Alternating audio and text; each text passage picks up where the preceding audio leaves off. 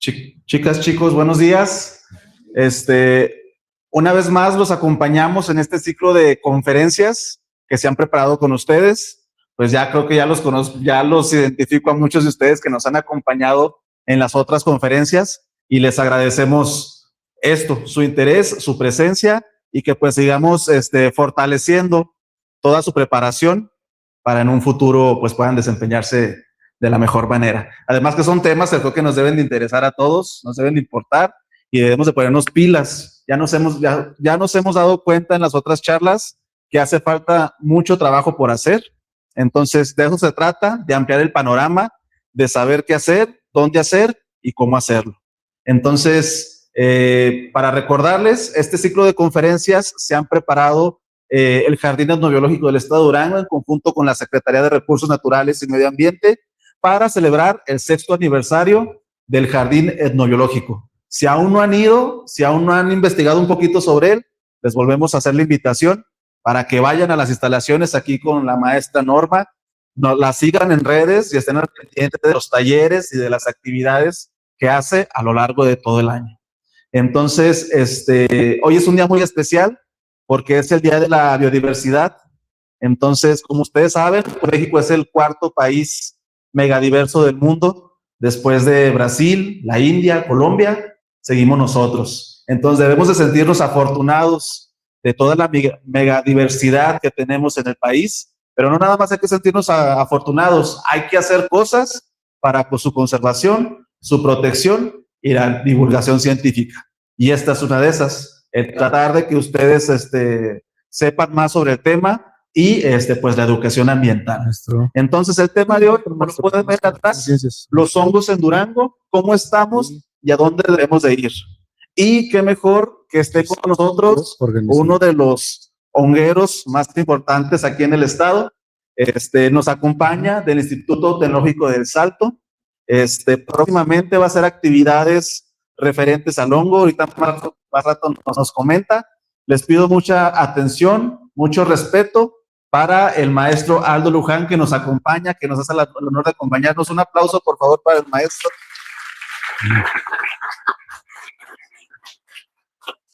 Se nos acabaron los libros de la biodiversidad, pero si tienen preguntas o dudas, levantan la mano al final de la charla y empezamos una sesión de preguntas y respuestas. ¿Sale? Entonces, una vez más, gracias, maestro Aldo, y pues le dejo el micrófono.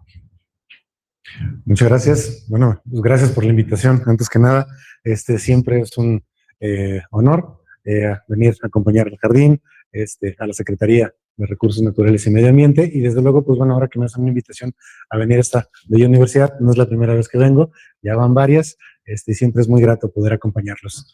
Bien, me presento, soy el maestro Aldo Luján, soy docente, investigador del Instituto Tecnológico del Salto, y pues bueno, sí, como bien lo comenta el compañero, pues me autodefino más que otra cosa como un honguero. ¿Sí? Y un honguero, ¿por qué? Porque desde chiquito, desde que tengo uso de memoria, pues he andado caminando en territorio, la sierra, y siempre en busca de hongos. Estos organismos siempre me han fascinado. Siempre he tenido una fascinación así extrema por ellos, de que eso que los veo y te vuelves loco, así, ¡ay, un hongo! ¿Sí? Y pues bueno, ahora ya desde hace unos 10 años, que le metí un poquito ya más de formalidad a la cuestión del estudio de los hongos, y sobre todo, pues bueno, a la organización de diferentes eventos, como bien lo menciona, más ratito se los comento. Sobre todo, pues precisamente, ¿por qué? Porque hay una situación en donde, pues bueno, bien no lo estamos cuestionando aquí, dónde estamos y a dónde debemos ir. Resulta que durante todos estos años, pues bueno, solamente aquí, al menos en la zona sierra de Durango, principalmente en Pueblo Nuevo, que es el municipio de donde yo soy, siempre se han consumido hongos, pero estamos hablando que es un pueblo joven que tiene alrededor de 100 años, un poquito más de 100 años de existencia, y que fue fundado principalmente por compañías madereras extranjeras, principalmente británicas y estadounidenses. Y desde luego, pues bueno, al momento de llegar todo boom precisamente por la industria maderera, precisamente aquí en el municipio de Pueblo Nuevo, pues bueno, comenzaron también a hacer el aprovechamiento de esos otros tipos de recursos que no son maderables, y uno de los principales, pues son los hongos. Entonces, hemos platicado con historiadores y en realidad pues dicen, pues es que no sabemos de dónde viene esa fascinación aquí en este pueblo o aquí en esta ciudad por los hongos. Lo que sí sabemos es de que cuál es el exacto conocimiento que tenemos acerca de estos organismos, porque a diferencia de estados del centro y del sur del país, donde hay comunidades que te reconocen fácilmente arriba de 150, 170 o 200 especies de hongos. Sin embargo, aquí históricamente en Pueblo Nuevo, pues únicamente se conocían 4 especies que eran comestibles. Y es que precisamente la primera pregunta que me hacen al momento de encontrar un hongo es, oiga, ¿y se come? Yo, bueno, vamos a verlo, ¿sí? Entonces, bueno, primero pues vamos a platicar un poquito de qué son los hongos, ¿sí? Para dejar esto un poquito pues en claro que estos organismos pues son unos organismos filamentosos en su gran mayoría y desde luego pues tienen un crecimiento apical, pero no son sesiles, y desde luego pues son eucariotas y son heterótrofos por absorción, ¿sí? Que es una de las características que comparten con nosotros. Nosotros también somos heterótrofos y desde luego que tienen su reproducción tanto sexual como asexual y desde luego pues que tienen una pared celular principalmente construida de quitina. Y la quitina, pues desde luego también podemos encontrarla en otro tipo de organismos, ¿sí? Nosotros también tenemos quitina, nuestras uñas, un pelo, los insectos, y pues bueno, esto es básicamente cómo se vería un esporoma, ¿sí? No un hongo, porque si estamos hablando de un hongo es otra cosa, muy distinto, ¿sí? Muchas veces, pues esto lo conocemos, o a este organismo lo conocemos como un hongo, cuando en realidad no son hongos. Entonces, si esto no es un hongo, ¿qué sí es un hongo? ¿Sí? Bueno, se los presento.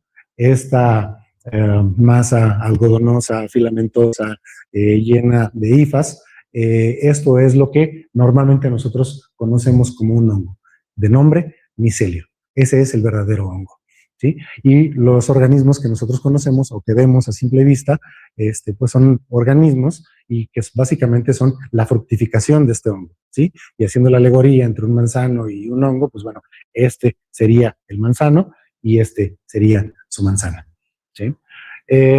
Los hongos tienen 3 principales formas de vida y una de las principales y donde hay mayor diversidad, al menos de estos organismos, pues son precisamente los forma de vida saprobia o saprófita, que esto tiene que ver con una cuestión de descomposición de materia orgánica. Los hongos juegan un papel fundamental, ¿sí?, en los ciclos biogeoquímicos de la naturaleza, principalmente en una cuestión de descomponer materia orgánica. Si no existieran los hongos, pues simplemente nuestro planeta quizá se vería muy ahogado en todos sus propios materia orgánica muerta. De hecho, hay una época en la historia de este planeta que fue el Carbonífero, en donde hubo grandes acumulaciones, ¿sí?, de biomasa, y pues bueno, no había quien las compusieran. Se cree que, bueno, en esos entonces fue cuando los hongos dieron ese salto evolutivo para poder comenzar a descomponer toda aquella materia orgánica. Y es los principales hongos que vemos en todos lados. También tenemos formas de vida como los hongos que son parásitos, ¿sí? A lo mejor, pues bueno, últimamente están muy de moda los hongos, están muy de moda las series y la ficción y cosas así. No sé si alguno de ustedes vio una serie en HBO que se llamaba The Last of Us, de un hongo zombie que volvía a los humanos zombies. Bueno, es ficción. Lo que no es ficción es de que efectivamente sí hay un hongo que vuelve zombies, ¿sí?, a las hormigas, y sobre todo que, pues bueno, ahí tienen una función, pues bien interesante, ¿no? Sobre todo, pues es el Cordyceps militaris, pero no son los únicos parásitos que hay. ¿Dónde más encontramos hongos de forma parásita? Desde luego en plantas, en animales, incluso nosotros, caspa, hongos en los pies, hongos en la piel, y todos estos hongos, los que son parásitos, pues bueno, tienen una función, que desde luego, pues precisamente vivir a expensas de otro organismo vivo. Y desde luego, pues están los simbióticos, ¿sí? O aquellos que establecen relaciones mutualistas con las plantas. Se tienen por ahí unos datos de que aproximadamente el 90% de todas las especies forestales viven en simbiosis con alguna clase de hongos, ¿sí? ¿En dónde está esa simbiosis? ¿Dónde se hace? Pues precisamente en las raíces. En las raíces de los árboles es donde se hace esa función micorrícica, ¿sí? Que puede haber Hay distintos tipos de micorrización, hay endomicorrización, ectomicorrización, micorrización orquidial, y hay alrededor de 5 tipos de micorrizaciones distintas, ¿sí? ¿Y qué es esto? No es otra cosa que esa transferencia, que esa forma de vida de mutualismo entre lo que son dos reinos distintos, ¿sí? Porque no podemos tener un bosque sin hongos y no podemos tener hongos sin un bosque, ¿sí? Y con este dato de que pues, aproximadamente el 90% de todas las especies forestales viven en simbiosis con un hongo, pues imagínense la importancia que tiene estos organismos para todos los bosques y sobre todo para todos los ecosistemas de este planeta, ¿sí? No solamente los de México. Desde luego, pues bueno, no son los únicos que hacen simbiosis. También tenemos lo que son los líquenes, eso tengo que mencionarlo, si no Joshua se me enoja, ¿sí? Que esa es una asociación precisamente también entre lo que son algas y hongos, ¿sí? ¿Por qué son importantes para la vida los hongos? Bueno, pues principalmente porque son degradadores y degradan toda aquella materia orgánica muerta que está en los bosques y que está pues incluso en diferentes ecosistemas o en diferentes situaciones, tanto animal como vegetal. Esto pues da pie a que se haga un reciclaje de nutrientes y como bien lo mencionaba, pues bueno, es importante para todos aquellos ciclos biogeoquímicos en los que intervienen, ¿sí? Desde luego son claves para estos ciclos y desde luego pues principalmente porque son alimento, porque son refugio y en muchas ocasiones también son medicina. Además que tienen una importancia cultural y México yo creo que es uno de los países en donde los hongos juegan un papel central desde épocas prehispánicas. Somos el segundo país más consumidor de hongos, con más conocimiento de hongos, únicamente después de China, que China sí nos lleva pues varios años de ventaja, pero esto no quiere decir que aquí no tengamos el conocimiento necesario, ni mucho menos que no aprovechemos estos recursos como se debe, ¿sí? Desde luego, y aquí vamos a los problemas, porque vamos a decir, ¿cuántos hongos existen? Híjole, yo te voy a decir, no sé, ¿sí? Y no sé porque únicamente lo único que tenemos son estimaciones de cuántos hongos hay en Durango, cuántos hongos hay en México, cuántos hongos hay en el planeta, pero en base a qué tenemos todas estas estimaciones. Bueno, hongos, ya podemos ver que los podemos encontrar en todas sus formas, colores, tamaños, olores, sabores y funciones. Pero, pues principalmente los estamos clasificando en 5 filios, que es el filio Chytridiomycota, que es precisamente aquí hongos que parasitan anfibios y que viven principalmente pues en el agua. También tenemos a los Zygomicotas, en donde estos a lo mejor ustedes sí los conocen, ¿sí? Cuando dejamos una fruta por ahí olvidada en la mesa, un pan, ¿qué es lo que pasa? Se empieza a llenar de moho, ¿sí? Llegan los hongos a comérselo inmediatamente.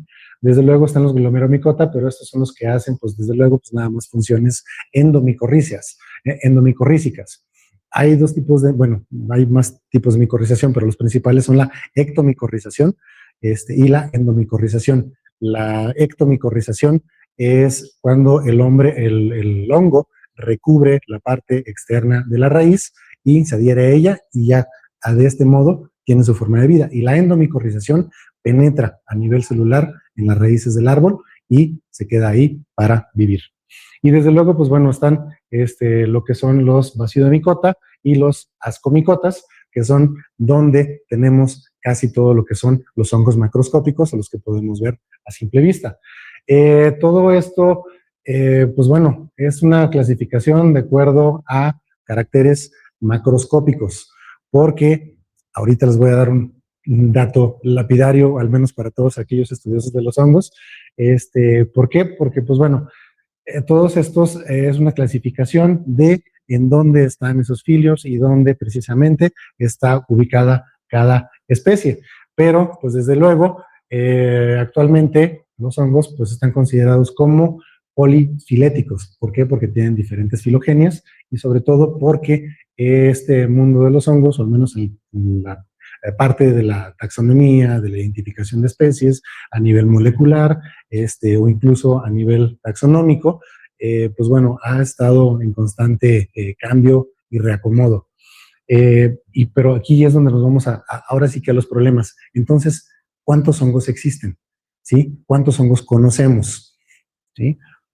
Desde luego, si hablamos de comunidades de personas, pues bueno, hay comunidades que conocen una gran cantidad de hongos, y yo creo que una de las principales comunidades pues son los tlahuicas Pejiaco, en donde en esta comunidad conocen alrededor de 200 hongos comestibles y medicinales, y desde luego que conocen desde hace muchísimo tiempo cuáles son las funciones y propiedades de estos hongos hacia las personas. Pero vámonos a los problemas. ¿Y por qué digo problemas? Porque les comentaba de que no sé cuántos hongos existen, ¿sí? No lo sabemos, ¿sí? De hecho, lo único que hay son estimaciones sobre la cantidad de hongos que hay en este planeta. Y, pues bueno, desde luego, pues tenemos autores que han hecho propuestas y que nos han dado un poco de luz sobre cuántos hongos pudieran llegar a existir en este planeta. Pero desde luego los parámetros que se manejan pues son incluso, pudiéramos decir, pues son muy grandes, o es un absurdo que desde luego haya estimaciones que van desde 500,000 especies hasta 9 millones de especies, casi 10. Incluso hay algunas estimaciones que colocan de que pudiera existir alrededor de 12 millones de especies, ¿sí? Y de esas 12 millones de especies, pues ¿cuántas se conocen? Bueno, se estimó por parte de Blackwell que en los últimos 65 años se ha triplicado este conocimiento que existe en relación a los hongos. Estamos hablando de 65 años para acá. Y también en la diversidad mundial, pues bueno, se han realizado diferentes tipos de estudios, pero desde luego estas cifras, insisto, pues que van desde 500,000 especies de hongos en el mundo hasta más de 10 millones. ¿Sí?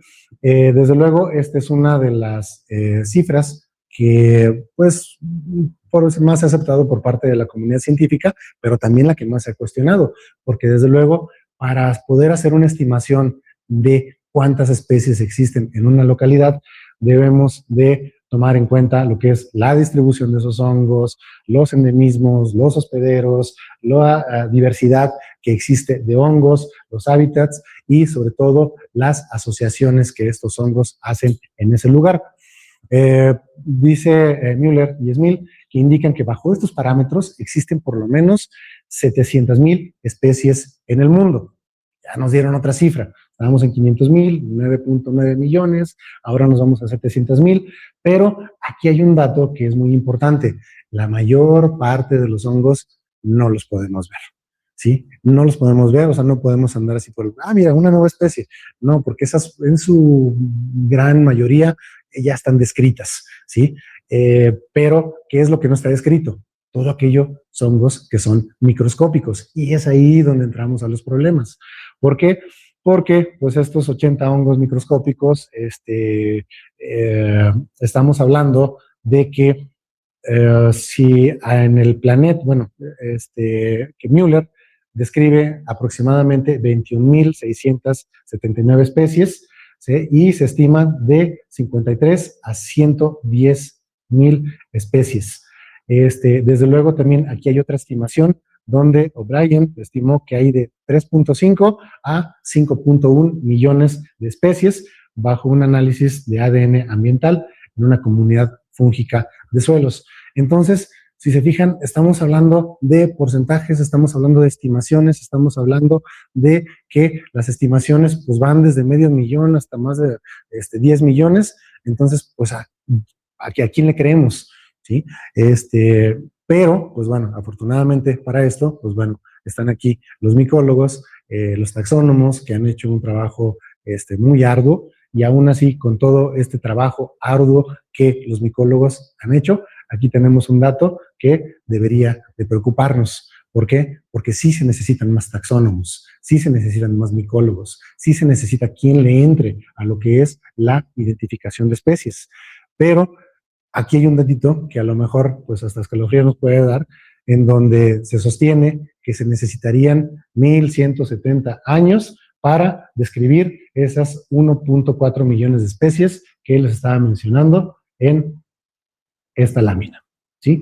1170 años para describir todas las especies. ¿Por qué? Porque resulta que el 80% de los hongos son microscópicos y no los podemos ver, ¿sí? Entonces tenemos que estar buscando otro tipo de mecanismos para comenzar a seguir identificando especies. Y luego, hablando de una diversidad mundial, tenemos otro dato en donde nos dicen que, no, es esta de acá, que se necesitarían de 2840 y 4170 años para describir de 7.4 a 5 millones de especies que menciona este autor, que es O'Brien, ¿sí?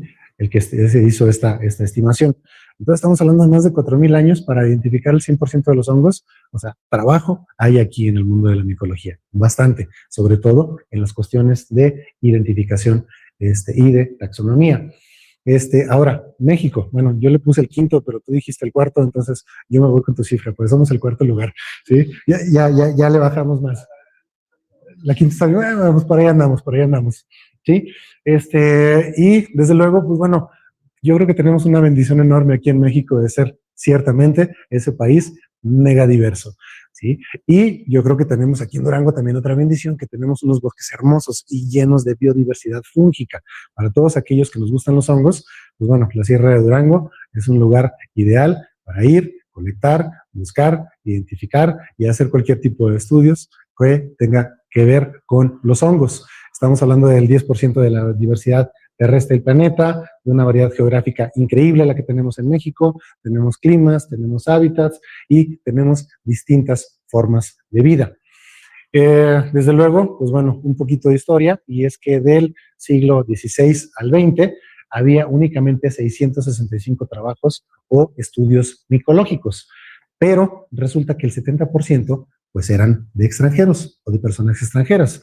Digo, al final de cuentas, el padre de la etnomicología, pues es un banquero ruso junto con su esposa, los que estuvieron por allá en 1957, en Oaxaca, con María Sabina, describiendo todas aquellas especies que contenían psilocibina y que utilizaban en sus ceremoniales. Después de esto, se publica en una revista y está ahí así como que un boom de los hongos psicodélicos. ¿Por qué? Pues por muchos motivos. Si nos vamos a lo social, pues bueno, ¿qué estaba pasando en Estados Unidos en los 60s? ¿Sí? Había un movimiento contracultural muy fuerte. Y el hecho de que les dieran el pitazo de que acá en México había unos hongos mágicos que te abrían la conciencia y que te hacían tener unas experiencias sumamente extracorporales, pues bueno, pues toda la hippieada de allá de Estados Unidos se vino aquí a México y se la pasaron haciendo el amor y la paz por todo Huautla de Jiménez, ¿sí? Lo cual, pues bueno, no fue tan benéfico para la comunidad porque eran comunidades extranjeras, invasoras, que venían y que no estaban respetando en absoluto todo lo que eran todos los rituales y estaban pues faltándole el respeto a muchas cosas. ¿Qué fue lo que pasó? La comunidad dijo, váyanse de aquí, no los queremos. Pero aún así, ahí fue, yo creo que uno de los puntos cruciales en la historia de la micología mexicana, en donde se despierta un interés por los hongos. Ya después, pues a partir de 1970, ya vemos una micología mexicana un poco más consolidada, en donde ya estábamos hablando de el 82% de que todos los autores pues eran mexicanos, ¿sí? Y considerando la estimación de Harvard, en México pues habría más de 200,000 especies de hongo, 200,000 o 250,000, que son más o menos las estimaciones aceptadas en la micología. Y pues bueno, ¿qué registros hay? Pues bueno, tenemos 2,135 registros de especies para hongos en México. Tenemos desde luego, pues lo que les había dicho ahorita, en la cuestión de los filios, está el Basidiomycota y el Ascomycota, que son los que más especies encontramos o hemos encontrado aquí en México, ¿sí? Desde luego, pues bueno, también están los registros microscópicos, en donde pues este personaje, ¿quién lo conoce? ¿No? Sí, fue el micólogo más famoso de todo México, ¿sí? Su hija ha venido aquí a Durango 2 veces, la doctora Laura Guzmán, ¿sí? Ha estado en 2 ocasiones en estas ferias del hongo, pues también aportando todo su conocimiento. Él es Gastón Guzmán y fue, pues bueno, quien fuera el micólogo uno de los micólogos más famosos de todo México. También tenemos que mencionar a Teófilo Herrera, a la doctora Evangelina y a grandes micólogos que ha habido aquí en el país. Pero, ¿perdón? Era de Veracruz.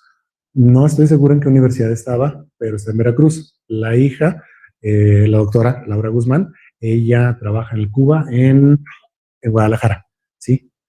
Pero casi todo el trabajo de Gastón Guzmán pues fue precisamente pues en Veracruz, y en diferentes lugares también, ¿sí? De hecho, el maestro Néstor creo que fue alumno de Gastón Guzmán, Josh y Amaranta también creo que fueron alumnos de él, y así un buen de micólogos que pasaron precisamente por las enseñanzas de nuestro querido doctor Gastón Guzmán, en donde pues él pues tiene alrededor de 2,000 registros de microhongos, y estamos hablando de filopatógenos, de suelo, de grano almacenado, de bebidas fermentadas, patógenos de hombres y animales, hongos acuáticos, parásitos, mohos de estiércol y hongos de aire, ¿sí?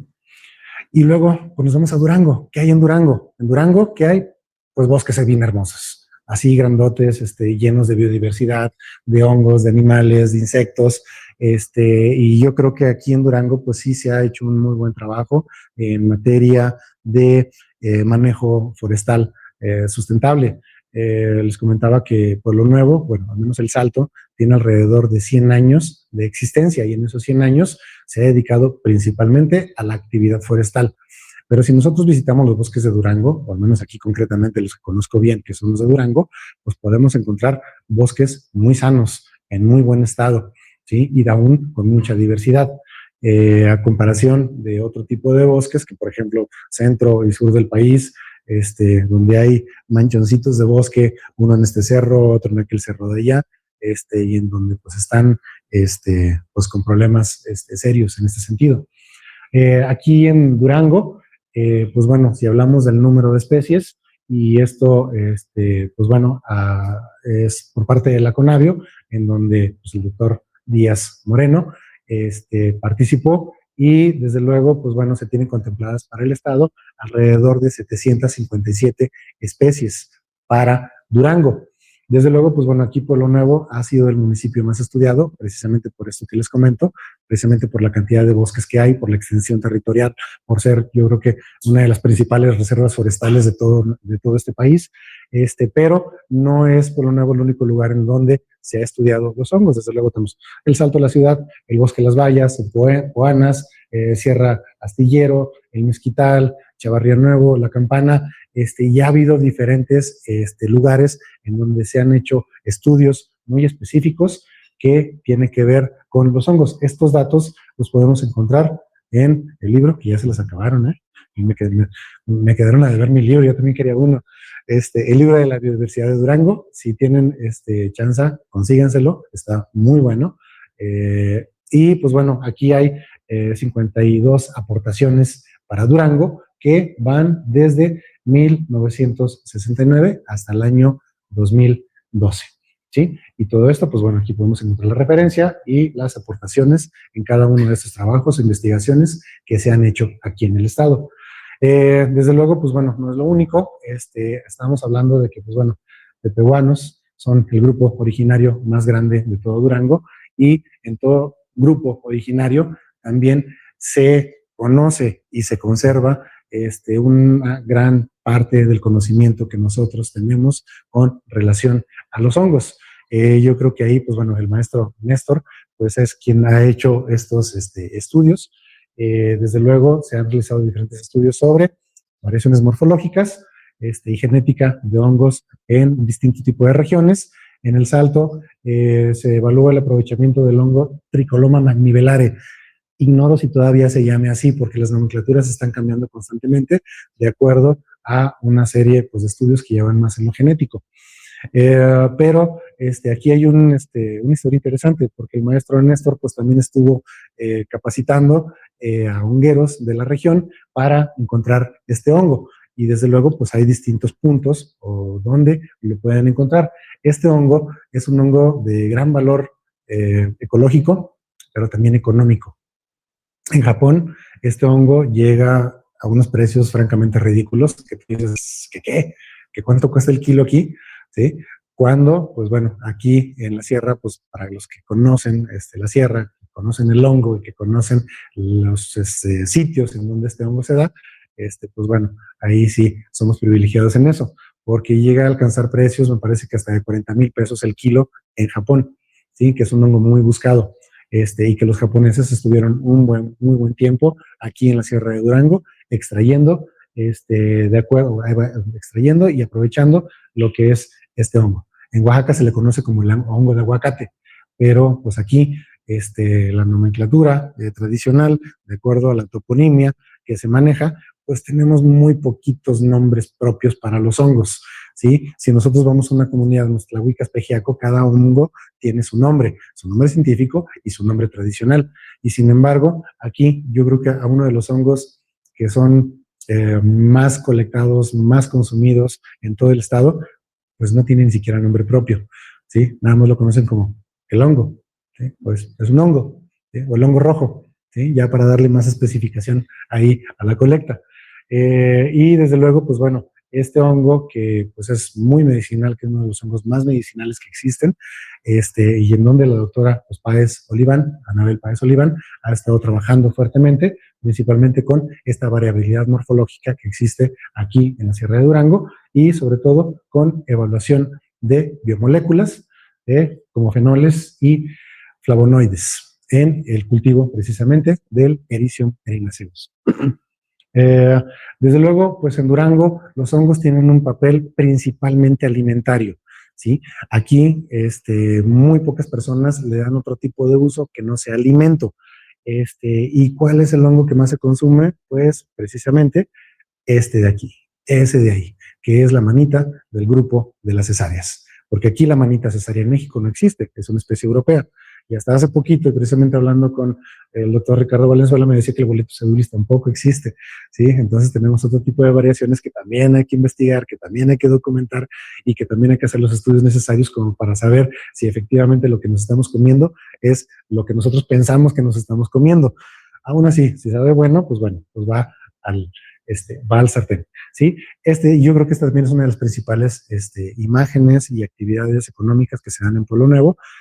Aquí, bueno, tenemos una señora, pero usualmente son niños, y son niños los que vemos con sus cubetitas caminando por el centro en temporada de hongos, vendiendo sus cubetitas en 200, 250 pesos, lo cual pues está muy barato, pero no solamente eso, sino que esta yo creo que es una de las especies que está más explotada y que incluso está, me parece que en la NOM 059 de la Semarnat, ya como una especie en riesgo.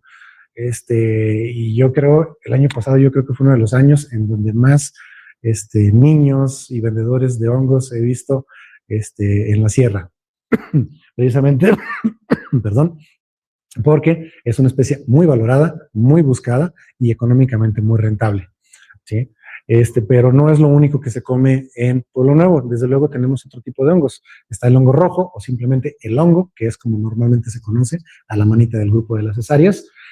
También tenemos a los champiñones o Agaricus campestris. También tenemos a las ramarias, a los Hypomyces lactiflorum o lo que son las famosísimas orejitas de cochino. Y por último tenemos al Ericium erinaceus, como hongos que se están aprovechando en la región. Aquí pudiéramos meter a lo mejor a lo que es el boletus, porque ya hay personas que ya están consumiendo boletus, y también desde luego pues al Tricoloma nivelare o hongo de aguacate, según la toponimia oaxaqueña, que también hay ciertos sectores que lo consumen. Y desde luego pues todos estos indicadores, pues bueno, tenemos indicadores precisamente pues para Pueblo Nuevo, en donde pues el principal uso que tienen los hongos en esta región pues es la de comida. Se han registrado, sí, usos medicinales, se han registrado usos para venta, usos para cultivo y pues ninguno. Pero porque hemos estado haciendo encuestas precisamente para saber cuál es el conocimiento de hongos que tiene esta región, que tiene Pueblo Nuevo, para documentarlo y desde luego pues bueno, poder contribuir con más conocimiento precisamente en el mundo de los hongos aquí en Durango. Desde luego, en la frecuencia de mención de los hongos que se consumen en la localidad, pues como podemos ver, los hongos rojos pues llevan la delantera y la han tenido la delantera desde hace muchísimo tiempo. Desde luego también están los champiñones, el arroz, las orejas, el árbol y el hongo de arbolito, que son precisamente estos que les había comentado aquí, ¿sí? El hongo, champiñones, arrocito, orejitas de cochino y hongos de árbol, que es así como se les conoce, pues, en El Salto o en Pueblo Nuevo, mejor dicho. Y desde luego con todo esto que ha habido en los últimos años y que es con la organización de distintas ferias del hongo en distintos lugares, por distintas personas, en distintos momentos, pues bueno, no se ha perdido la oportunidad para documentar todo aquello que nosotros hemos encontrado, ¿sí? En diferentes lugares. Por ejemplo, del 2018 al 2022, que fue cuando estuvimos trabajando en el ejido de la ciudad, en 5 años, pues se describieron, ¿sí? Al menos en campo, a 165 especies. Y de estas 165 especies, pues resulta que 68 tenían reporte de comestibilidad o que son potencialmente comestibles. Y también hemos encontrado 20 especies tóxicas, 40 medicinales, 78 de todas estas especies o de las 165 que se encontraron son simbióticas o micorrízicas, lo cual es una muy buena señal, porque quiere decir que todos los árboles o todos los bosques en los que estuvimos caminando en la ciudad del 2018 al 2022, pues tienen esta relación mutualista con los hongos. Y pues también hemos encontrado 55 saprobios, 8 parásitos y 32 líquenes. Todo esto, pues bueno, fue en el ejido de la ciudad, pero no es el único ejido en donde hemos estado. Desde luego, este listado es del año pasado, todo está en ese proceso curatorial, pues para poderlo publicar, en donde en el ejido del Brillante, concretamente a los alrededores de Puentecillas, parece que todo el mundo sabe dónde está Puentecillas, o al menos ha ido por ahí, donde se llevó el año pasado la feria o una de las sedes de la Feria del Hongo, en donde, pues, en un recorrido, pues, se identificaron alrededor de 113 especies de hongos, ¿sí? Lo cual, pues, bueno, pues esta es una muy buena noticia, porque mientras más hongos tengan nuestros bosques, quiere decir que nuestros bosques más sanos están. De todas estas 103 especies, pues, 37 especies son consideradas como potencialmente comestibles, ¿sí? También hemos encontrado, o se encontraron 30 hongos medicinales, se encontraron 25 especies tóxicas, se encontraron 42 especies de hongo de importancia ecológica y los líquenes. No olvidemos a los líquenes, también son hongos y son como un ecosistema en miniatura. 43 especies de líquenes y que 8 cuentan con un registro de uso medicinal en alguna otra parte de México. Y no fue la única. ¿Por qué? Porque resulta que estuvimos en 2 lugares el año pasado, en Puentecillas, pero también fuimos al ejido de Chavarría Nuevo, concretamente al Centro Ecoturístico de Coscomate, en donde se realizó esta feria itinerante del hongo y en donde, pues, el registro es un tanto parecido. Hubo variación en todo lo demás, pero se encontraron 111 especies de hongo, en donde 29 pues eran de importancia alimentaria en alguna otra región de nuestro país, 24 taxones que son medicinales o potencialmente medicinales, 13 que son hongos y 11 que se referían a líquenes y desde luego, pues bueno, las especies tóxicas que no debemos de perderlas de vista. ¿Por qué? Porque también hay una importancia cultural sobre todo aquello que no se consume, todo aquello que no se come, y donde las especies tóxicas y las especies comestibles es lo que más tenemos que tener identificado por cuestiones de intoxicación que se han dado. El año pasado hubo intoxicaciones, el año antepasado hubo un muy lamentable caso en donde pues, una familia completa se intoxicó con hongos potencialmente letales. Hubo quienes perdieron la vida. Entonces, el hecho de que al menos desde la parte científica sigamos trabajando en paralelo con la comunidad, con cuestiones de educación ambiental, a la larga, pues desde luego que también salva vidas, ¿sí? Y luego nos vamos a la parte, pues, del cultivo. ¿Por qué? Porque hay especies que se han ido cultivando a lo largo de toda la historia de la humanidad, y en México, pues aquí no cantamos malas rancheras. ¿Por qué? Porque ya comentaba que en México tenemos un muy vasto conocimiento acerca de cultivo, de hongos medicinales, de hongos silvestres, y en esta parte del cultivo, pues bueno, ha habido distintos tipos de cultivadores, no solamente en Durango, ha habido en El Salto y hay en otras partes de nuestro territorio estatal, cultivadores. Y a últimas fechas, pues se ha ido incrementando este número de cultivadores. Precisamente, ¿por qué? Pues porque los hongos están tomando una relevancia que es sumamente importante, precisamente por todas aquellas propiedades que los hongos tienen al momento de nosotros consumirlos, ¿sí? Y desde luego, pues bueno, nos hemos dado a la tarea precisamente de estar dando constantemente cursos de capacitación de cultivo de hongo comestible, principalmente el hongo Z, que el hongo Z, pues bueno, es un hongo que está muy valorado o que se está revalorando mucho, y que sobre todo que es de muy fácil cultivo, de muy fácil cuidado, muy adaptable a todo tipo de climas. Se cultiva en Durango, se cultiva en la zona sierra y se cultiva en diferentes temperaturas y siempre tenemos fructificaciones.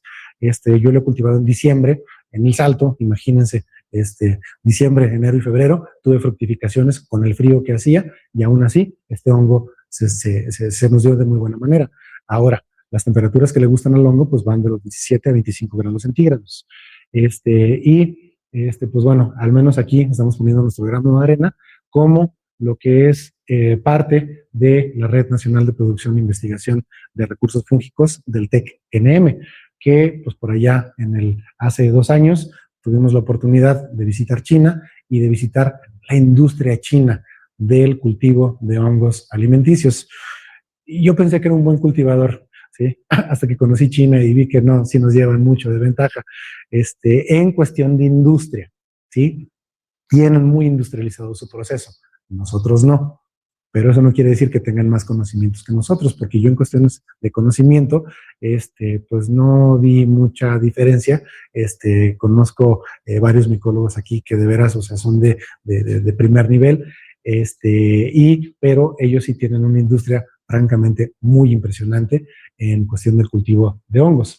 ¿Qué es lo que estamos haciendo nosotros? Pues al menos la parte que me toca a mí desde el Tecnológico Nacional de México, pues es precisamente primero haber conformado esta red de producción e investigación de recursos fúngicos dividida principalmente en 4 eslabones. El primero, que tiene que ver con la colecta e identificación de especies. El segundo eslabón, que tiene que ver con la producción de micelio o semilla para el cultivo de hongo. El tercer eslabón, que tiene que ver con el cultivo de los hongos comestibles, principalmente el Pleurotus, que es el que le estamos dando a esta cadena un gran valor, y un cuarto eslabón, que es el de valor agregado. Por ahí se está pensando en un quinto eslabón, que es para todos estos productos que se hacen a base de hongos comestibles, pues bueno, puedan pasar al mercado ya bajo estudios de validación.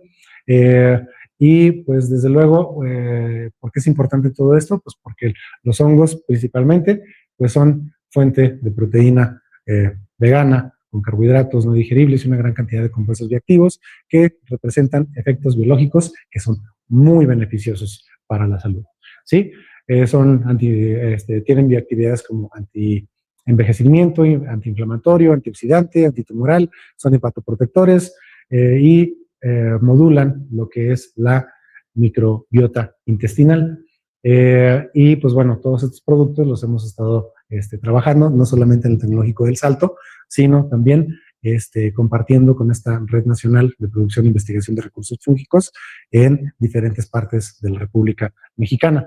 Y desde luego, ¿por qué? Pues porque los hongos son un recurso sumamente importante, ¿sí?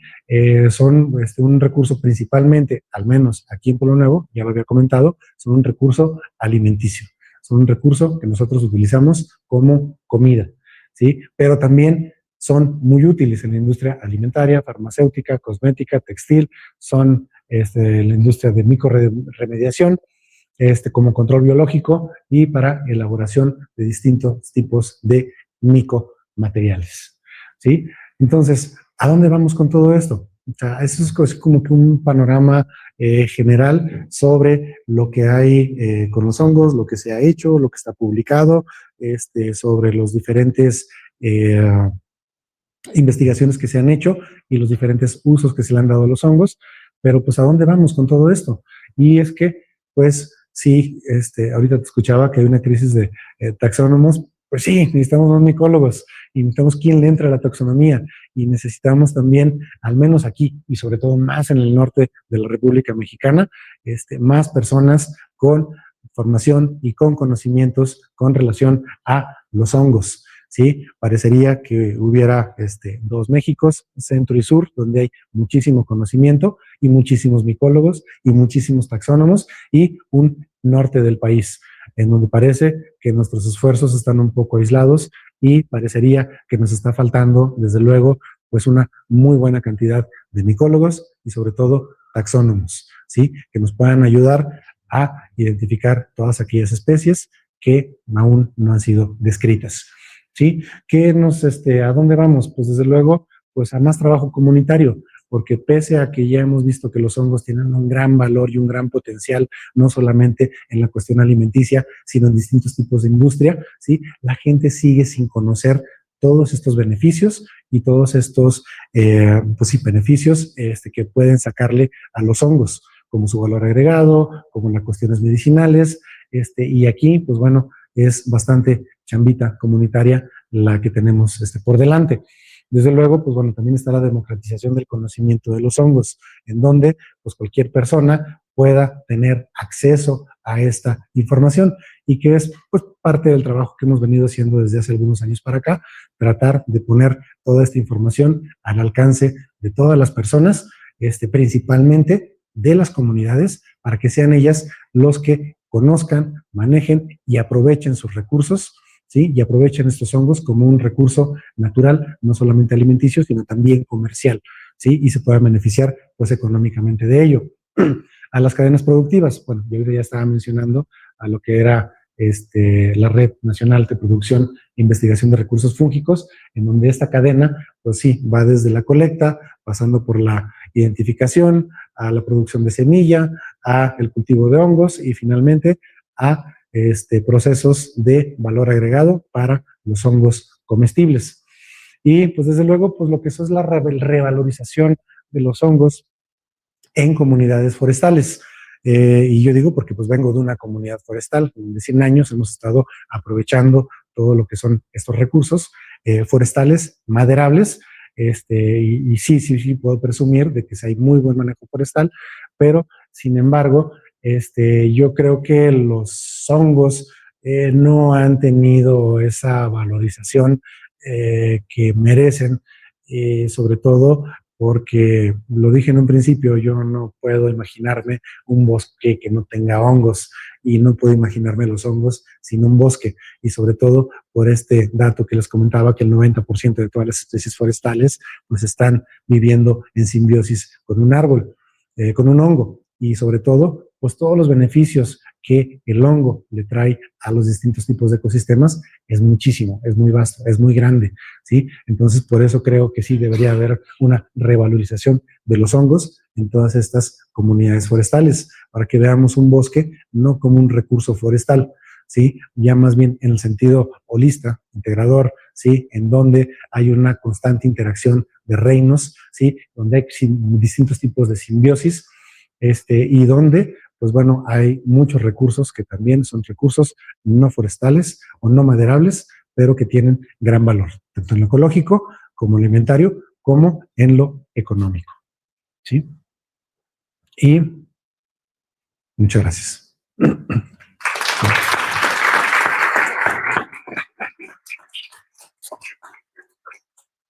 Si hubiera alguna preguntita, con muchísimo gusto. Diría un amigo, aquí estoy como sapo en despoblado amor, esperando su pedrada. Pregunto, déjenles, voy pasando el micrófono para que se escuchen en redes. ¿Quién tú? Ah, okay. Y luego tú. Sí. Bueno, pues primero que nada, muchísimas gracias, maestro, por compartirnos su fascinación con aquel entusiasmo. La verdad fue muy interesante. Gracias. Mencionaba usted acerca de los hongos tóxicos. Mi duda, partiendo desde mi desconocimiento, quizá inclusive hasta ignorancia, es la identificación y clasificación de este tipo de hongos es preventiva, únicamente, digamos, para que el hombre no los consuma y cause algún daño. Sí, preventiva, pero también ya hay protocolos de actuación Sí. por intoxicación de hongos silvestres. Yo creo que el protocolo que se está aplicando, al menos aquí en México, fue elaborado en la UNAM, precisamente por la doctora Amaranta Ramírez Terrazo y el doctor Roberto Garibay. Tuvieron ellos una investigación en donde estuvieron colectando hongos tóxicos para saber su nivel de toxicidad y sobre todo su tratamiento. Y le digo esto porque si nos vamos un poquito a la historia, pues la historia de la humanidad y de la relación con los hongos también es una historia de intoxicaciones, ¿sí? ¿Por qué? Porque constantemente, o sea, digo, estamos en las ferias, vamos a recorridos, y encontramos un hongo y lo primerito que me preguntan es, oiga, ¿y se come? Yo, no, no se come, ¿sí? Por ejemplo, este es mi hongo favorito, ¿sí? A mí me encanta este hongo, ¿sí? Y es un hongo tóxico, ¿sí? Es la manita muscaria. En el Salto lo conocemos como el hongo de víbora. Y hay comunidades que se lo pueden comer. Hay cierto tipo de preparación para comerse este hongo. Y también hay otro hongo que se llama Giromitra ínfula, que este hongo es un hongo que también es tóxico y está considerado como potencialmente mortal, y sin embargo hay comunidades que lo consumen, ¿sí? Entonces, muchas veces nosotros a veces nos comemos un champiñón y ya nos dio diarrea o ya nos dolió la panza o ya estamos un poquito mal con esto. Pero digo, también no todos los organismos estamos, pues ahora sí como que predispuestos al consumo de hongos. Hay personas que no consumen hongos y que a lo mejor un hongo mal cocinado, incluso le puede caer mal al estómago. Pero yo considero que es importantísimo tener esta información a la mano. Todo el mundo pregunta por los comestibles, pero no podemos dejar de un lado a los que no son comestibles y principalmente a los tóxicos, porque ahí es precisamente donde ocurren las confusiones y donde ocurren los accidentes. Les digo, el Salto, según el sector salud, que el año anterior estuvimos visitando a los médicos precisamente pues, para ver cuál era la incidencia de intoxicaciones en el municipio, pues nos dicen, no, es que esto es de todos los años, no siempre se publica o no siempre hay notas en donde, se murió una familia, se murió un niño, se murió fulano de tal, pero si nos pusiéramos a buscar, por cuestiones de intoxicaciones, hay muchísima confusión, ¿sí? Entonces, esta es una información que siempre tiene que ir a la par de los hongos comestibles con los hongos tóxicos. Y principalmente, ¿por qué? Porque se parecen mucho, ¿sí? Por ejemplo, este hongo, cuando llueve mucho, cuando caen aguaceros torrenciales, se le caen lo que son las pecas blancas, estas que están aquí. Entonces, ves un hongo comestible junto con entonces son iguales, ¿sí? Es un hongo que se come, pero si no se tiene el ojo, la experiencia en la colecta de poder diferenciar otro tipo de características, sobre todo, no solamente en la cuestión de la coloración, hablo del limenio, hablo del pilio, hablo de la volva, hablo de los bordes, hablo del olor, hablo incluso hasta del color. La recomendación que se hace es, si no lo conoces, ¿sí? O si tienes la más mínima duda sobre su comestibilidad, déjalo, no te arriesgues, ¿sí? No vale la pena, ¿sí? Y lo digo porque, pues bueno, ha habido muchísimos accidentes así. Y esta información, sí, es información que se tiene que tener a la mano, sí o sí, precisamente para evitar esto. Y desde luego, pues con todas estas labores que nosotros hacemos de educación ambiental, es decirle a la gente, no consumas hongos que no conoces. ¿Sí? Muchísimas gracias. No, gracias a ti. Gracias.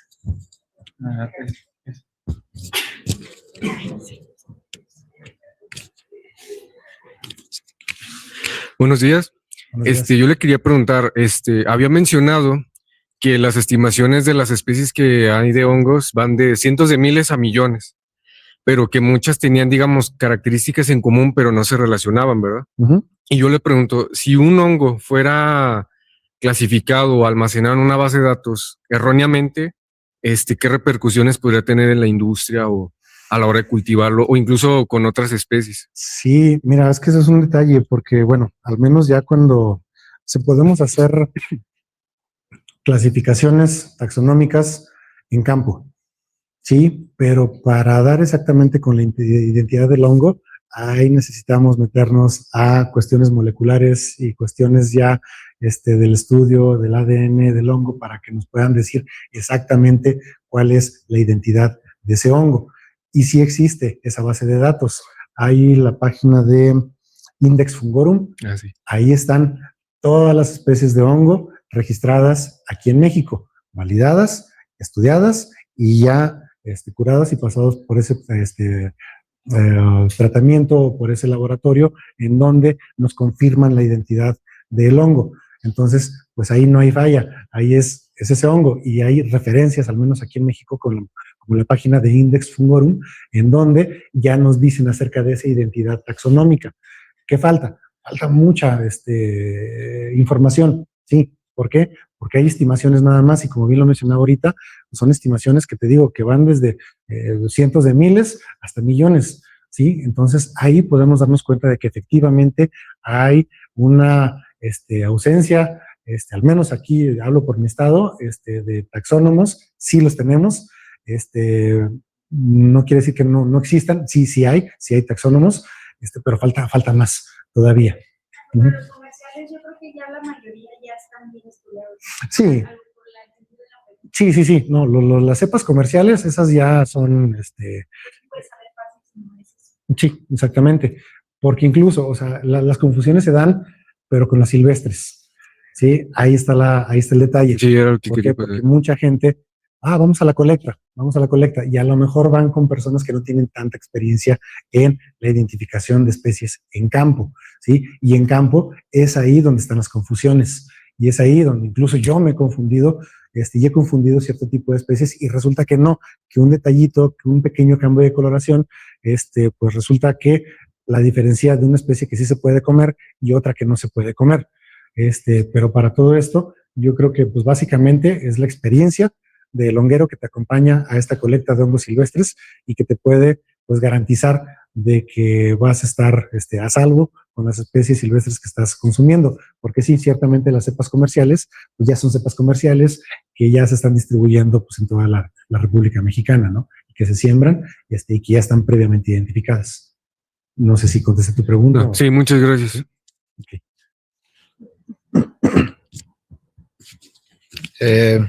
Buenos días. Buenos días. Por ahí tenía un término que decía micorremediación. Ajá. Entonces, había escuchado que unos hongos se adaptaron para poder absorber radiación. Entonces, mi pregunta es si hay algún método existente, no sé si de manera genética, como ahorita lo estaba comentando, para poder hacer que una especie de hongos se pueda enfocar solamente en la absorción de contaminantes pesados, como lo que está pasando en el Golfo de México, por los hidrocarburos, porque por ahí también puso que era posible que hubiera hongos en las algas marinas. Entonces, si existe algún método para que pueda enfocarse una especie solamente en la absorción de contaminantes pesados y de ser así posible, ¿cuál sería su método de dispersión? Porque tengo entendido que se reproducen por esferas, ¿no? ¿Cómo se llama? Esporas. Por esporas. Uh-huh. Entonces, son microesporas, ¿no? O sea, no las puedo agarrar con la mano y aventarlas así. O sea, uh-huh. ¿Cuál sería su método de distribución? Sí hay estudios que hablan específicamente acerca de hongos que están ayudando precisamente, como bien lo mencionas, a absorber contaminantes. Recordemos que los hongos son organismos heterótrofos y que ellos se nutren por absorción. Incluso han encontrado hongos en zonas radioactivas que se alimentan de la radioactividad, ¿sí? No sé hasta qué punto los hongos puedan sanar un ecosistema que ha sido contaminado, por ejemplo, con petróleo, con radiación. Por ejemplo, una de las recomendaciones que se hace es de que si tú te encuentras un hongo comestible, pero está cerca de algún vertedero de basura o de algún área contaminada, déjalo, ¿sí? No te lo comas, aunque sea un hongo comestible y aunque esté plenamente identificado como un hongo comestible. ¿Por qué? Porque recordemos que el micelio, ¿sí? Está distribuido bajo tierra y que viaja por kilómetros. Y seguramente se está alimentando de todos aquellos contaminantes, ¿sí? Normalmente nos dicen también, ok, si te lo encuentras a la orilla de la carretera, también déjalo, ¿sí? Porque pues es la carretera, constantemente hay un flujo continuo de autos, de derramamiento de hidrocarburos, y los hongos se alimentan también de ello. Sí, ciertamente los hongos tienen esa propiedad. Los hongos también tienen la propiedad incluso de desintegrar colillas de cigarro, plásticos, hidrocarburos, radiación. Sí hay estudios de ellos. No los tengo aquí a la mano, pero sí conozco de estudios que han estado haciéndose en ese sentido. Sobre todo en el sentido de qué es lo que pueden hacer los hongos en áreas contaminadas y cómo estos hongos pueden ayudar precisamente para que esta área, pues bueno, pueda quedar un poco más sana que como estaba, ¿sí? Sí los hay, sí los existen, no los tengo en la mano, pero sí existe esta parte en donde los hongos ya también son utilizados precisamente para absorber contaminantes. ¿Cómo los dispersa? Pues se dispersan por esporas, o sea, básicamente así. Si el hongo, hay experimentos en donde, pues, ese honguito que tenemos ahí, lo ponen sobre un sustrato contaminado, y a través del micelio se va absorbiendo. Si este contaminante, pues, digamos que no mata al hongo, este hongo sigue su ciclo biológico natural. ¿Cuál es? La liberación de miles y millones de esporas que se forman en el himenio, lo que es las láminas o la parte de abajo del hongo, en algunos casos, ¿sí? Y a través de esta dispersión de esporas, pues desde luego podemos ver la formación de masosporomas en diferentes lugares. Y esto, por ejemplo, yo sí lo he visto en áreas contaminadas, en El Salto, cerca de basureros, en donde podemos ver distintos tipos de hongo, y podemos ver a lo mejor a la misma especie de hongo que se está distribuyendo en esa área específicamente contaminada. Quizá ese hongo no va a ser apto para el consumo humano, pero ese hongo está haciendo una función biológica y de saneamiento de una área, precisamente. Gracias. ¿Sí?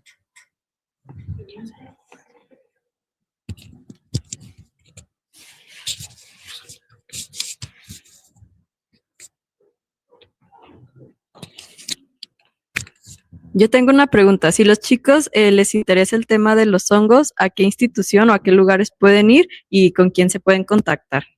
Bueno, yo siempre pongo como referencia al doctor Néstor Naranjo Jiménez, en el CIDIR.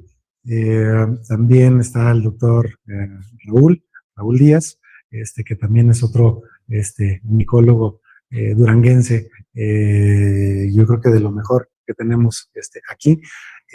También, pues bueno, yo trabajo en la parte de cultivo de hongos comestibles y de la cuestión de micoturismo y desarrollo comunitario.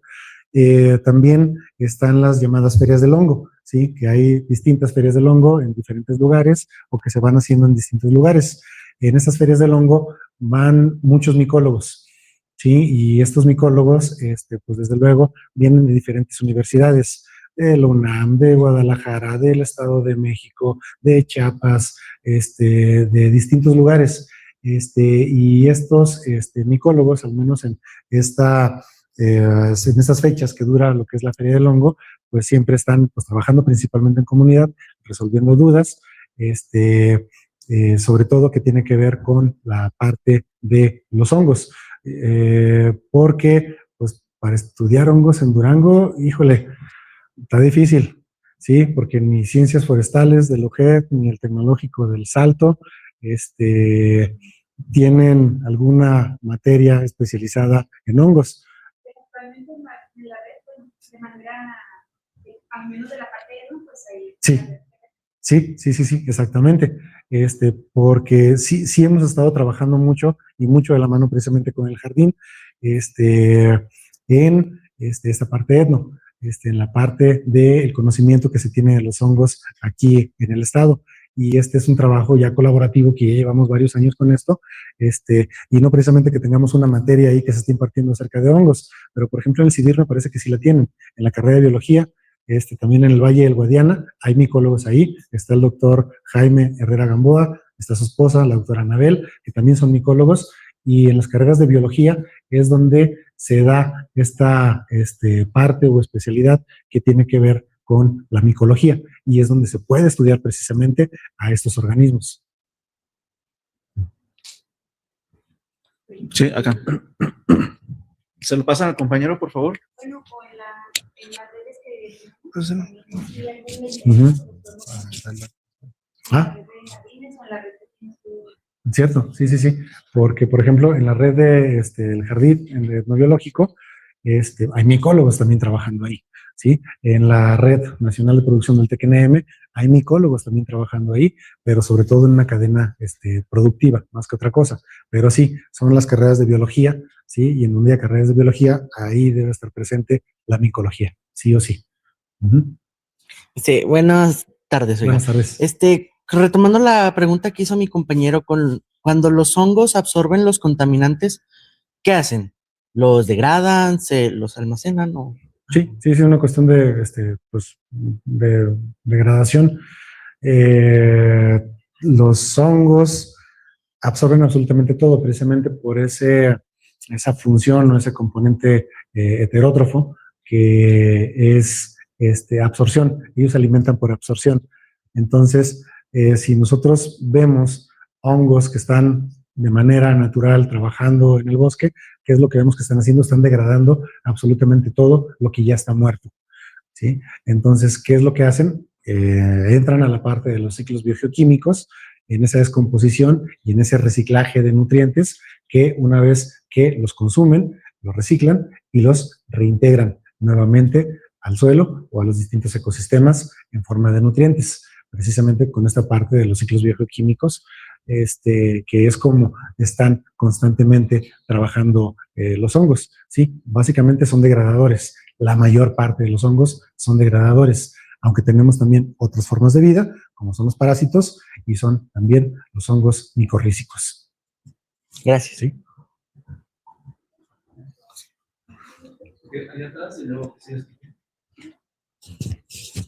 Buenas tardes. Buenas tardes. Mi duda es que comentó que se dedica a lo de para hongos comestibles, ¿verdad? ¿De qué? De los hongos comestibles, Ajá. bueno, que está especializado en eso. Yo soy del Salto y mis papás, pues cada año mis papás van a los hongos, ¿verdad? Sí, Cada sí, año sí, comemos sí. hongos. Paisana. Ajá.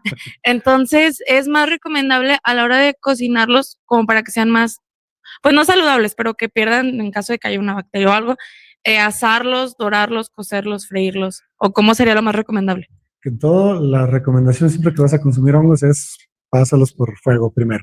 Ajá. Sí, porque sí, hay primero los hongos que necesitan cierto tipo de cocción. Ujú. Sí, por ejemplo, el hongo que normalmente nos comemos en el Salto, se está cocinando en el guiso y el guiso tarda alrededor de media hora, ¿no? Sí. Y es media hora que ese hongo está al calor. Hay hongos que a lo mejor, híjole, te los puedes comer crudos. Yo creo que uno de esos hongos sería la lacaria, que es un hongo chiquitito, café. Y esos hongos yo creo que son uno de los hongos que crudos te los puedes comer de manera segura. Ujú. Pero hay otro tipo de hongos, por ejemplo, el arrocito, ¿sí? El que conocemos ahí en el Salto como el arroz, que es una ramaria.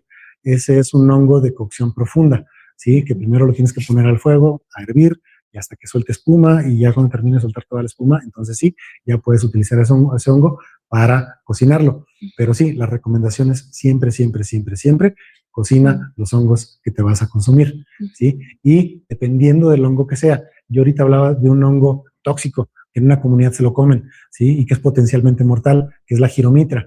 Y esta giromitra tiene un nivel de cocción sumamente profundo, que quiere decir que lo hierven 2, 3, 4 veces antes de que ese hongo pueda ser consumido, precisamente porque todos los componentes tóxicos que tienen pues son termovolátiles. Entonces, pues bueno, siempre la recomendación es siempre cocina tus hongos, ¿sí? Ok. Siempre, siempre. Ok, gracias.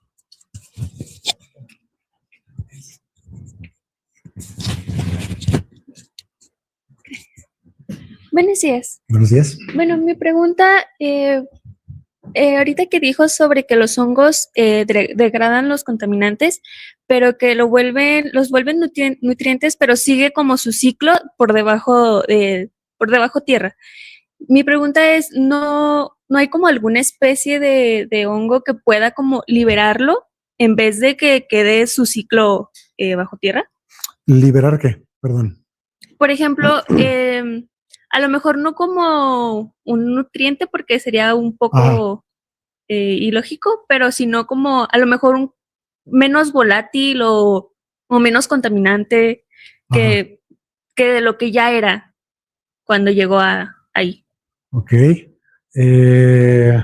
Sí, ciertamente los hongos al momento que están absorbiendo se están alimentando y ese alimento para ellos, pues lo transforman en otro tipo de componentes que una vez que lo consumen, pues es transportado a través del micelio y es reintegrado nuevamente a los ecosistemas. Esta es básicamente la principal función de los hongos, ¿sí? Degradar, ¿sí? Consumir, transformar y reintegrar todos aquellos nutrientes que ellos absorbieron. En el caso de contaminantes, y te lo digo honestamente porque no tengo aquí la información precisa acerca de cómo funciona este tipo de microremediación de cierto tipo de ecosistemas que puedan estar contaminados, pero que sí hay estudios con relación a que los hongos efectivamente pueden degradar contaminantes, ¿sí? O pueden limpiar ciertas áreas de contaminantes. Sí, he visto estudios que degradan biocarburos, que degradan colillas de cigarros, que degradan plásticos, que comen radiación, ¿sí? Entonces, pues los hongos se comen prácticamente todo, hasta nosotros nos van a comer algún día, ¿sí?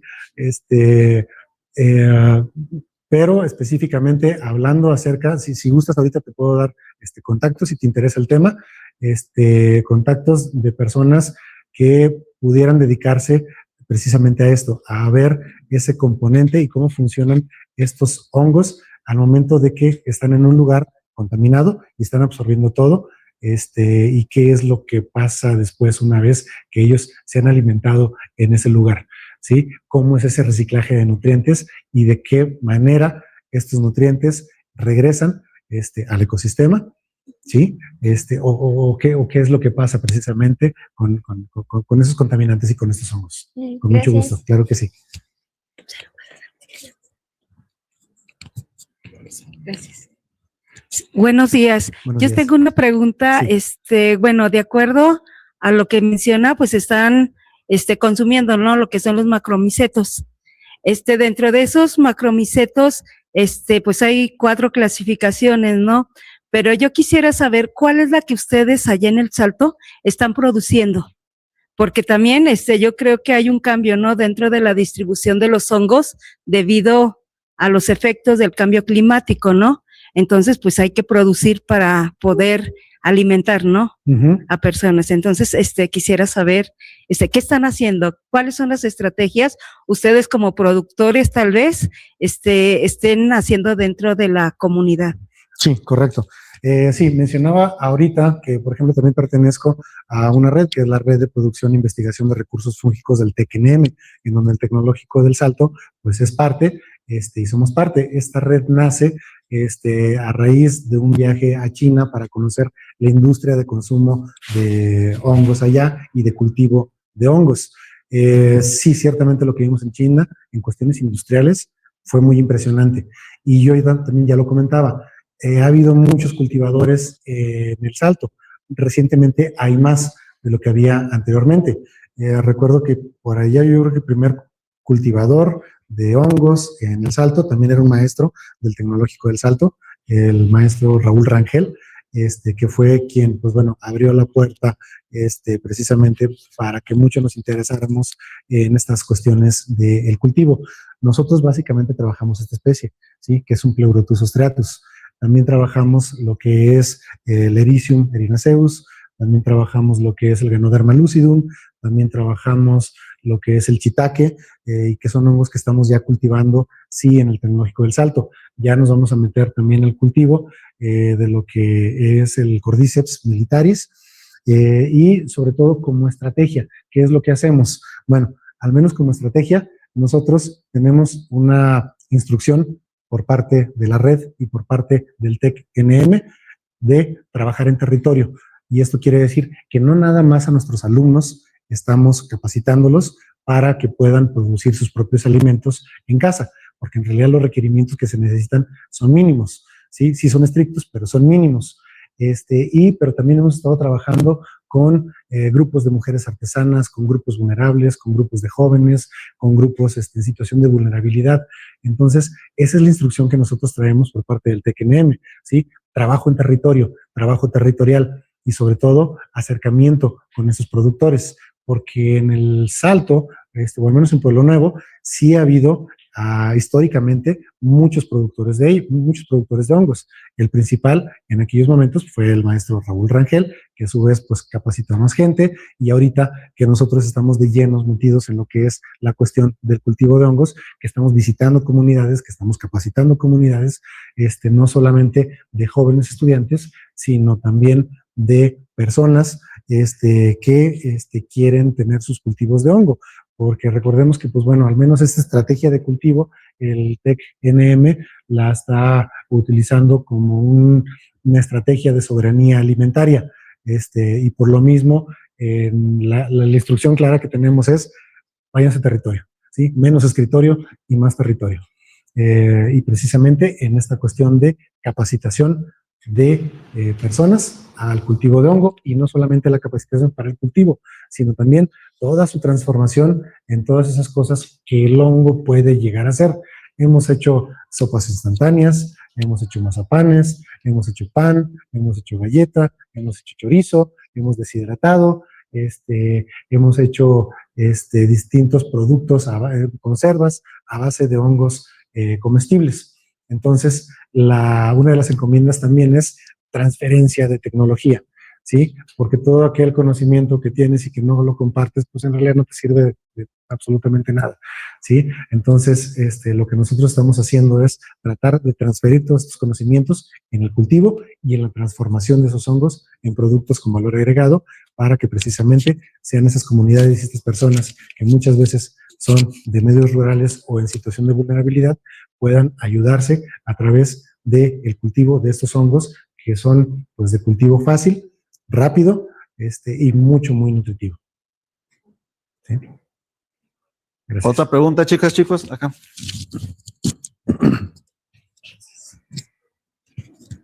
¿Qué sustratos utilizan para la producción? ¿De cuál? En Pleurotus. En Pleurotus, yo normalmente utilizo lo que es paja de avena. ¿Sí? Nada más. Pero también puedes utilizar otro tipo de sustratos, y también hemos hecho experimentos con distintos tipos de sustratos. Otro sustrato que funciona muy bien son los olotes. Okay. ¿Sí? Justo por ahí iba como mi otra pregunta, si habían encontrado algún sustrato como más accesible justo en estas comunidades. Ajá.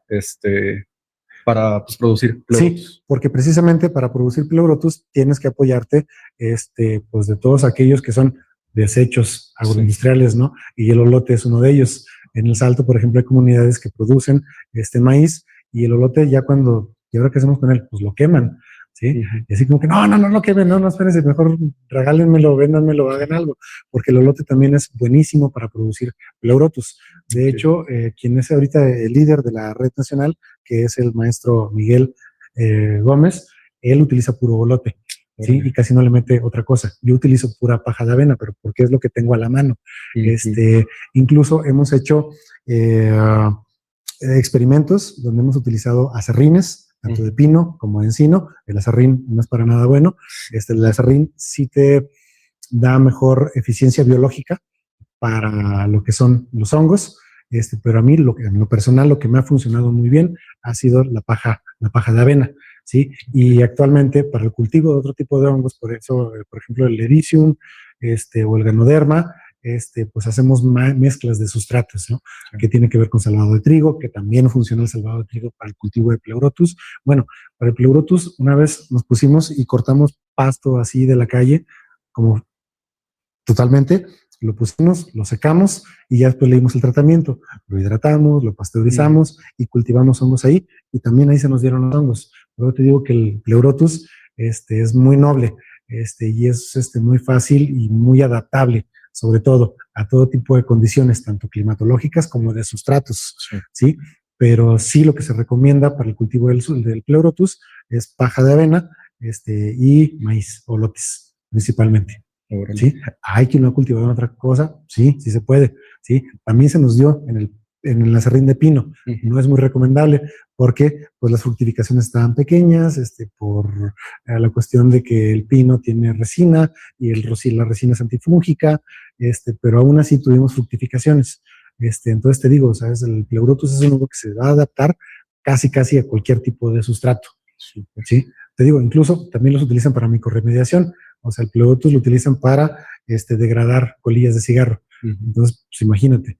Entonces, es un hongo muy versátil, muy adaptable, muy cosmopolita, que utilizando cualquier tipo de sustrato, estoy seguro que se te va a dar de buena manera.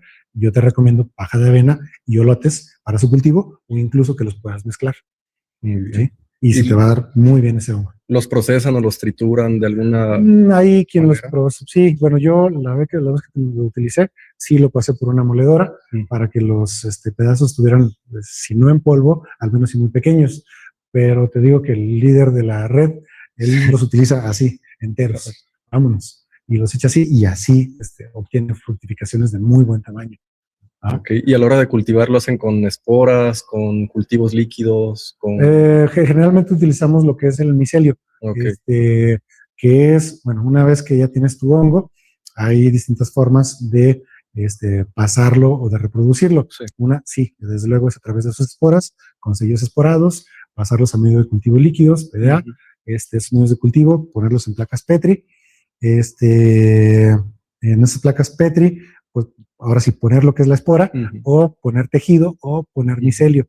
Y ya una vez que está creciendo este hongo, dentro de ese PDA, lo pasas a semilla, que está previamente tratada, que es principalmente semilla de sorgo y de mijo, ¿sí? Tienen un proceso de hidratación, de pasteurización, y luego aquí ya están hidratados y esterilizados. Entonces sí, ahí va donde le ponemos lo que es el micelio, que viene directamente de la placa Petri, y hay otra forma que también es a través de la cultura líquida, ¿no? O del medio líquido, en donde se inyecta esa semilla que ya está previamente hidratada y esterilizada para que puedas obtener tu micelio, que es con lo que tú vas a sembrar, a final de cuentas, tus hongos, ¿no? Entonces sí llevan primero, o sea, ese proceso de cultivar en la semilla, en el grano, y luego ya el grano al sustrato. Sí, sí, y precisamente, bueno, es la cadena productiva de la red, ¿sí? Que vamos primero desde que tratamos de buscar cepas locales, pero si no tenemos cepas locales, pues utilizamos alguna que le esté funcionando, algún tecnológico,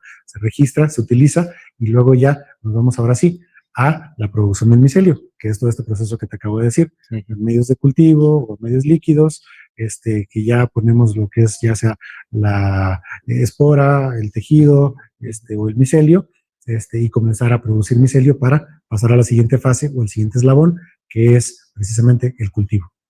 Súper bien, muchas gracias. No, gracias a ti. Bueno, si ya no hay preguntas o dudas, pues agradecemos al maestro Aldo. Aquí en redes también le felicitan, maestro. Gracias. Le agradecen su charla. Alan Hernández, Daniel Robles, Mariana Cárdenas, Socorro Alvarado. Si tiene tiempecito, ahorita lee uno que otro comentario que pusieron ahí que están buenos. Claro. Pues les agradecemos, chicas, chicos. La verdad es que nos gusta mucho trabajar con la Unipoli. Frida es egresada de la Unipoli hace 2 años, no sé si lo ubican. Yo también soy un poquito más viejo, pero también estuve, y nos gusta mucho hacer este tipo de actividades en general con todos los jóvenes para que despierte el interés y la curiosidad en estos temas, pues por parte de ustedes. Si se dieron cuenta en este tema y en los anteriores, algo que ahí, pues todos llegan al mismo punto, es que hace falta mucho trabajo de campo. En todas estas charlas que hemos tenido, la de hoy, no sé si estuvieron presentes en ciencias forestales, por ejemplo, también en la CERNIMA, han llegado a la conclusión todos los expertos que hace falta mucho trabajo de campo, mucho estudio. Entonces los invitamos, los alentamos a que ustedes sean esas personas que van a seguir echándole mano de obra a los temas que hemos visto. en este ciclo de conferencias y en otros más que también les interesen. Entonces, antes de finalizar, me gustaría que pasara Norma, Frida, las maestras de la Unipol, si nos gustan acompañar, por favor, también aquí con el maestro para entregarle un reconocimiento que le traemos. Para el maestro Aldo, pásenle, maestras, acompáñenos, vénganse. ¿Lo lees? Aquí, arriba. Arriba, ok.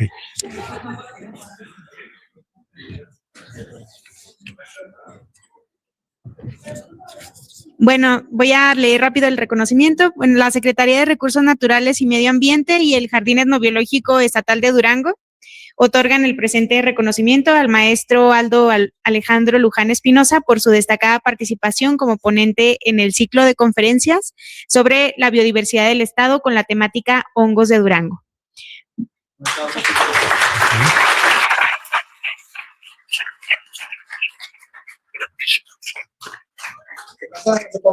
Sí, claro que sí.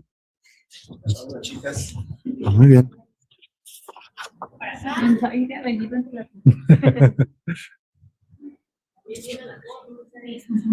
Gracias, Vicky. Gracias, maestra. Muchas gracias.